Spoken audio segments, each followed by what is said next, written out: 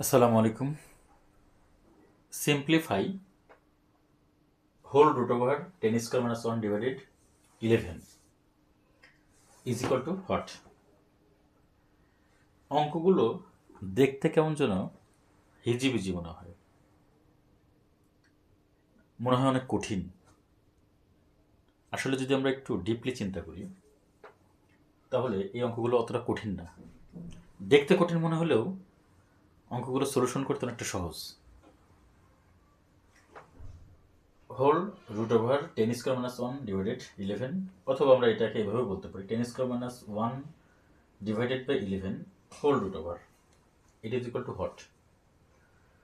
এখানে আমরা একটু লবের দিকে একটু চিন্তা করি। লবে কি বলছে? 10^² - 1।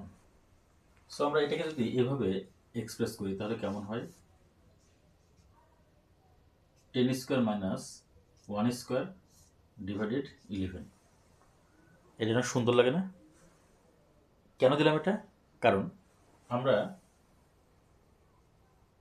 জানি a² - b² a plus B into a minus B. এটা কিন্তু আমরা সকলেই জানি, আমরা বীজগণিতিক রাশি থেকে আমরা এটা জানি। সো এখানে এই 10কে যদি আমরা এ মনে করি, 1কে বি মনে করি, সেক্ষেত্রে আমরা কি অ্যাপ্লাই করতে পারি এখানে? তাহলে 10+1 ইন্টু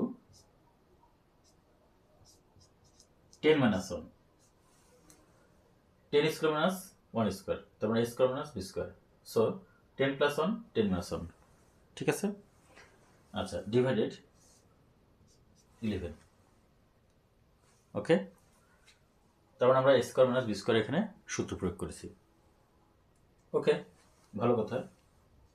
এবার রুট ওভার 10+1 মানে কি 11 ইন্টু 10-1, 10-1, তাহলে কি হবে এখানে? 9 ডিভাইডেড 11। ওকে, এবার 11 যদি কেটে যায় তাহলে কি থাকবে এখানে? অনলি রুট ওভার 9 থাকবে। আর রুট ওভার 9 বলতে কি বুঝি? রুট ওভার 9 হলো 3। এটাই হবে আমাদের এই সমস্যাটির সমাধান। আবার আমরা একটু দেখি, whole root over 10^-1 divided by 11 it is equal to what?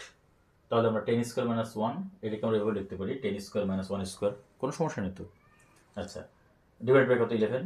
এবার আমরা সূত্র জানি a² - b² is equal to a plus B into a minus B. So আমরা ওই সূত্রটি যদি এখানে প্রয়োগ করি 10+1 10-1, 10+1 মানে 11 আর 10-1 মানে হচ্ছে 9। নিচে আমাদের 11 আছে, 11 কেটে গেলে রুট ওভার 9 থাকে। রুট ওভার 9 বলতে আমরা কি বুঝি? 3 বুঝি। এভাবে আমরা এই সমস্যাটা সমাধান করতে পারি। আশা রাখি আমার প্রাণপ্রিয় শিক্ষার্থীবৃন্দ তোমরা সবাই বুঝতে পেরেছ।